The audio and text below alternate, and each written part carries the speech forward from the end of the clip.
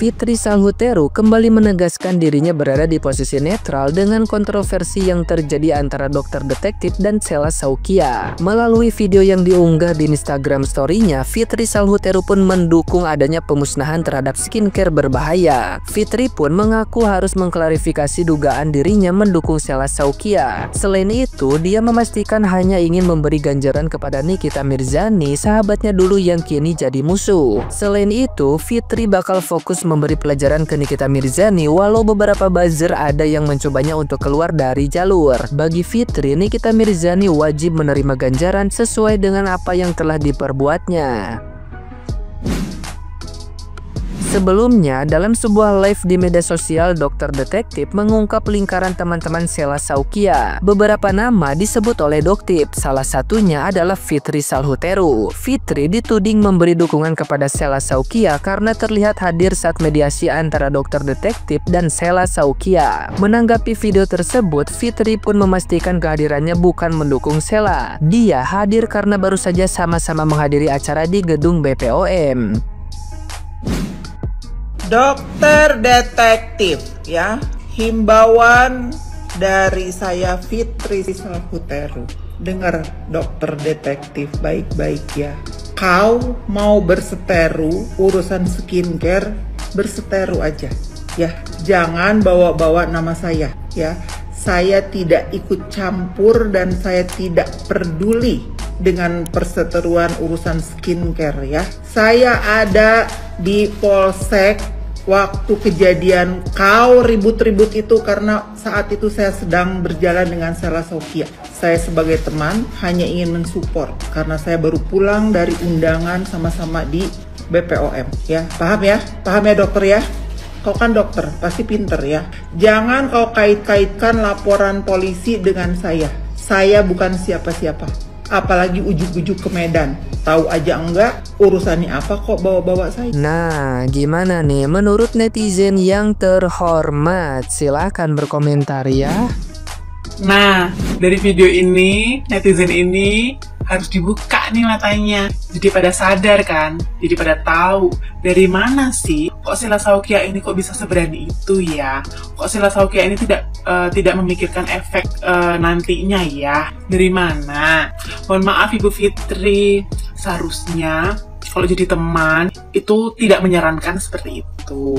Karena Bu Fitri kan sudah tahu nih bakalan terjadi keributan. Kayak namanya orang nyamperin orang itu pasti ada keributan. Apalagi orang itu lagi berseteru gitu ya, lagi ada panas gitu. Pasti keributan Bu.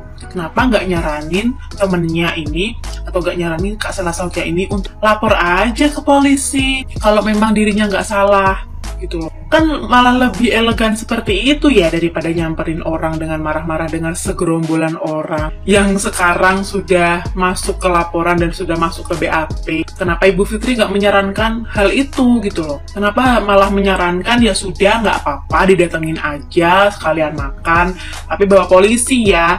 Lah gimana maksudnya Kak Fitri? Ya tetap ribut lah Kak, gimana sih?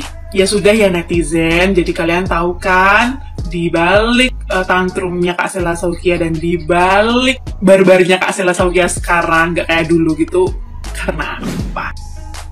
Guys, kalian ada nggak di sini yang ngerti ini nenek-nenek ngomong apa coba? Mau ikut campur, tapi nggak ngerti bahan edukasinya tuh apa. Ngomongnya muter-muter gitu. Katanya pengusaha kan. Seharusnya kalau memang dia pengusaha, dia tuh bisa kasih tahu si Sheila, ya kan, Kak Shell, manajemen resiko dalam berbisnis gitu. Jadi ya memang dalam berbisnis kita punya 6 resiko. Pertama, resiko keuangan, meliputi penurunan pendapatan, terus biaya operasi dan material. Yang kedua, resiko operasional, gangguan proses produksi, kesalahan manajemen, dan kegagalan sistem teknologi. Terus yang ketiga, resiko persaingan pasar, karena kan ya pasti banyak kompetitor gitu. Perubahan permintaan dan kondisi ekonomi. Terus yang keempat, resiko hukum dan regulasi. Biasanya kan regulasi pemerintah itu ganti-ganti kan, ya kayak BPOM, hari ini ngomong apa, besok ngomong apa. Terus yang kelima, resiko image. Nah, disinilah tentang komplain dan produk lu tuh direview sama content creator atau ya pesaing lo gitu. Dan ini udah hal yang biasa gitu menurut gue ya. Dan yang keenam, resiko lingkungan, ada bencana alam dan yang berkaitan dengan lingkungan gitu. Ini hal basic dalam resiko manajemen. Jadi kalau hal ini aja nggak paham, gimana sih? Maksudnya Kak Fitri lagi kan katanya pengusaha yang terkenal gitu kan, yang udah biasa berbisnis, masa temennya nggak dijelasin sih tentang resiko-resiko manajemen? Makanya perlu sekolah. Jangan huru-hara aja, tapi nggak ada isinya. Ngelabrak orang ya kan, tapi nggak ada isinya. Sebenarnya ada trik kok, nggak harus koar-koar di sosmed atau melakukan pembulian seperti itu. Ada cara lain sebenarnya.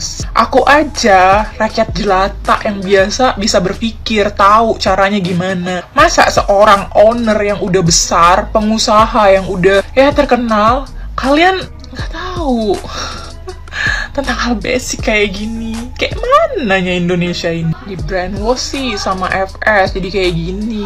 Rugi kan? Sampai kemarin Kak Sela tuh nggak jadi live ya kan di TikToknya. Jadinya besok. Jangan lupa guys, nonton tuh live-nya. Tapi ingat, jangan dibeli produknya. Satu lagi ya, gue lagi seneng nih bahas nenek-nenek. Gue cek kan akunnya nenek-nenek KFS. Kak?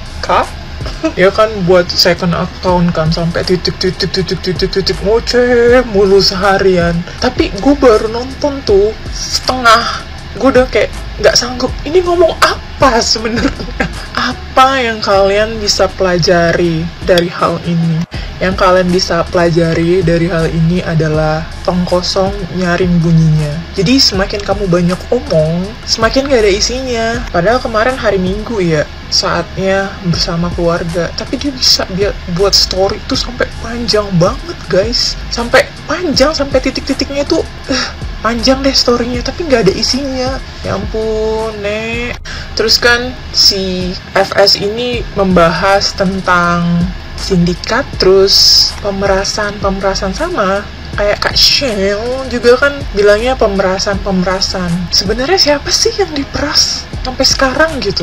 Bukti konkretnya juga nggak ada. Bukti pemerasan yang dikeluarkan sama Kak Shell itu cuman chat Nikita bilang 500M, yang notabene-nya percakapan itu kayak cuman lagi bercandaan doang gitu. Namanya orang diperas itu pasti ngomongnya serius ya, nggak kayak gitu. Jadi ya udah kelihatan mereka ini tukang apa ya, drama semuanya. Udahlah, kita harus jadi smart buyer yang tidak tertipu dengan produk-produk viral, produk-produk Kak Shell yang sebenarnya tuh percaya deh sama gue. Produknya yang kayak Kelly beauty cream itu bener-bener kayak Kelly dari tekstur. Terus ada salah satu orang yang udah beli dan buat video juga, dan aku udah lihat dia bilang kalau ini nggak cuman teksturnya aja yang mirip, tapi emang Kelly dari baunya juga sama.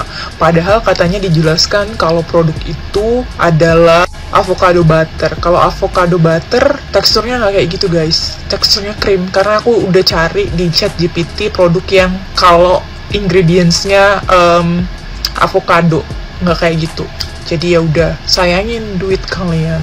Dan satu lagi, yang flexing itu sebenarnya penuh kepalsuan. Dan satu lagi, gue bukan buzzer, gue nggak dibayar sepeser pun sama Doktif atau Nikita, sama sekali nggak dibayar. Dan gue tidak open endorse, gue tidak hidup dari endorse ya guys. Jadi apapun yang gue bagikan di sosmed gue, ini karena gue peduli sama kalian, warga Indonesia, karena I love Indonesia.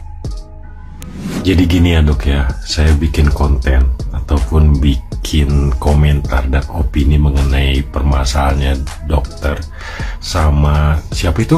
SS. Sumpah dok, buzzernya na'udzubillah min dzalik dokter. Buzzer datang ke tempat saya yang membela siapa? SS itu ada aja gitu loh komentarnya, ada aja di luar pikiran gitu, di luar Nurul gitu loh. Padahal kita udah menjelaskan sebaik mungkin pandangan kita gitu loh. Jujur bikin gemes. Ini apalagi dokter yang sering speak up dan apa namanya sering banget diserang gitu loh sama buzzernya, sama orang yang terkait itu, tapi bisa aja gitu slay. Anjay, slay gitu. Dan apa yang lebih seru lagi, bahas Doktip punya temen jadi banyak, dan banyak orang yang berbobot tinggi. Tahu kenapa? Netizen Indonesia tuh sumpah keren banget ya.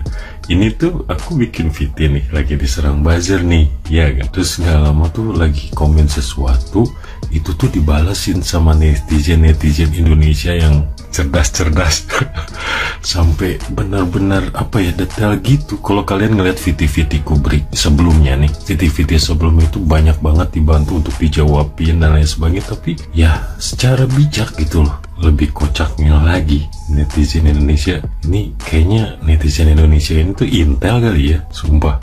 Masa bisa sampai tahu gitu, misalkan ada orang yang bikin permasalahan apa, aibnya sedetail itu bisa sampai tahu. Aku aja nggak kepikiran ke situ gitu loh, dan mungkin nggak tahu caranya gimana nyari tahu tentang kehidupannya dia yang bisa dipublish gitu. Tapi udah itu aja sih dok, tolong ajarin ya dok, gimana cara supaya tenang ngeliat itu semua. Sumpah ada gemesnya, tapi ada kerennya juga. By the way, sukses terus dok, semangat.